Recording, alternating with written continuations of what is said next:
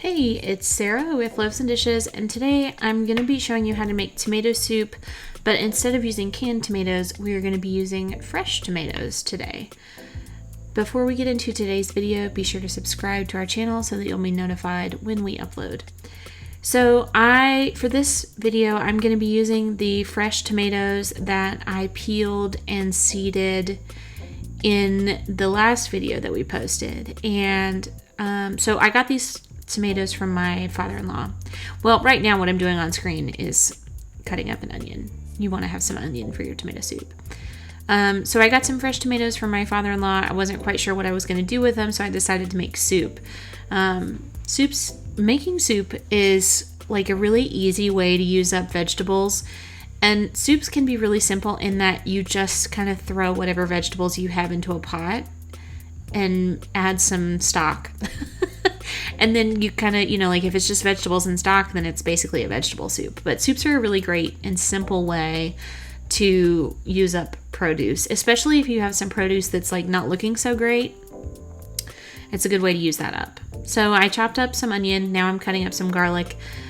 Measure the garlic with your heart. I would say if you're not a super big fan of garlic, but you want a little bit, maybe add like 2 cloves. If you love garlic like I do, I'm a garlic maniac, I added like 5 or 6 cloves of garlic. You measure garlic with your heart. Your heart will tell you how much garlic to use. I'm just giving that a rough chop because I'm going to blend it later. So now I'm adding in a little bit of olive oil. For tomato soup, I like to use olive oil and butter. And then I'm adding my onion. You want to let those cook until they're pretty translucent for like 5 to 7 minutes. It takes a while. There they are uncooked, not cooked all the way, and there they are cooked. And then you want to add your garlic. You want to add your garlic last because garlic burns really easily. And then you want to add your peeled and seeded tomatoes. I put these in the fridge. This is the next day. And I am just going to let those tomatoes cook a little bit because they weren't cooked all the way through.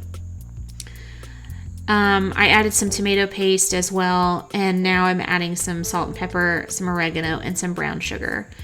It sounds crazy to be adding brown sugar into a soup, but trust me, the tomatoes need it. And fresh tomatoes like this need a lot of salt. So don't be shy with the salt, and you want to salt at every step. So like I got everything in the pot, I put in some salt. I let it cook for a little bit. I tasted it. I added a little more salt. You want to add a little bit of salt at a time so you don't overdo it, but it's going to need a lot of salt.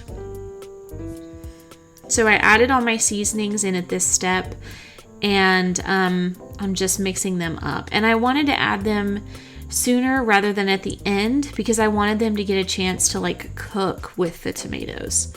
So now I'm adding in about 1.5 cups of chicken stock. And you could use vegetable stock if you didn't want to use chicken stock.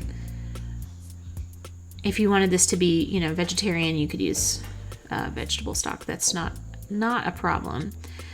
So I added the stock. I'm just going to give it a quick mix, and then I am going to let it simmer. And you want to let it simmer for about 30 minutes. If you were using canned tomatoes, like crushed tomatoes, those are already like blended up. They don't really need to cook as long. That kind of soup can be ready in like 10 minutes. But with these fresh tomatoes, you really want to let them simmer and let them really develop their flavor. So I let this, simmer for about 30 minutes. And it sort of reduces as well. And it really enhances the flavor. So now I'm taking my immersion blender and I am blending this up. If you have a blender, like a proper blender, that would probably be easier if you wanted to go that route if you don't have an immersion blender. But the immersion blender works just fine. But you want to blend it up until it's smooth, and you don't have to do this. If you wanted a chunky soup, you could leave it chunky, that's fine. I just think I prefer tomato soup blended completely, as I think most people do.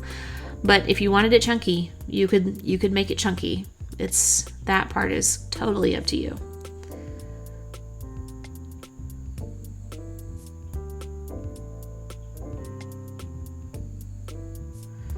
So I'm just going through and scraping the sides and like mixing everything together. And now I'm adding about 1.5 cups of heavy cream. And the heavy cream makes it creamy. That's really what it does. It sort of it adds a creaminess and a butteriness to the soup.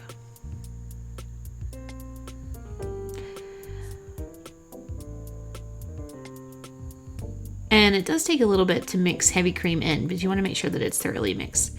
So once you get all the ingredients in, then it's really important to just give it a taste. Taste it. I decided that mine needed some more salt. So I added some more salt, I mixed that in, I tasted it again. You just want to keep doing that until you get it to where you want it. But that's really it. This is delicious. It'll keep in the fridge for, a couple days. And I like to have mine with a little bit of cheese on top. But that's it. If you want to see more recipes, be sure to check out Loaves and Dishes. And thanks for watching.